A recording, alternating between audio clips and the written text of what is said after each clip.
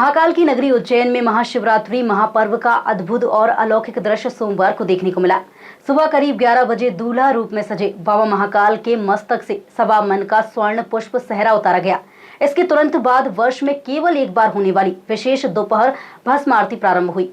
दोपहर 12 से 2 बजे के बीच वैदिक मंत्रोच्चार, शंख ध्वनि और हर हर महादेव के जयघोष के बीच बाबा को भस्म अर्पित की गई, जिससे गर्भगृह दिव्य आभा से अलौकिक हो उठा।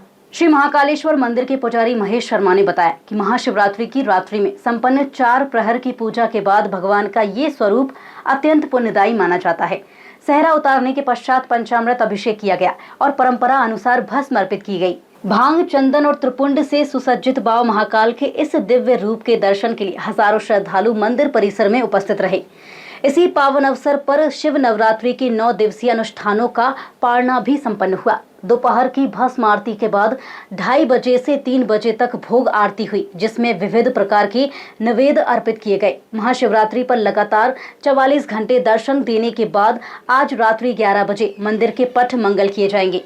आज शिवरात्रि की जो नवरात्रि पर्व जो हमारे यहाँ महाकालेश्वर में मनाया जाता था, वो पूर्ण रूप से संपन्न हुआ है। शेरा दर्शन भगवान का भक्तों को भी 11:30 बजे तक सभी भक्तों को दर्शन मिला है।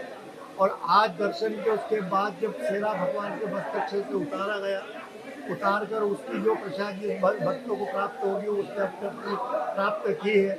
अब भगवान महाकाल की जो परंपरागत वर्ष में एक बार भस्म आरती दोपहर में जो होती है, वो आज पूर्ण रूप से संपन्न हुई और संपन्न होकर 9 दिन नवरात्रि का जो पर्व था वो आज पूर्ण हुआ है।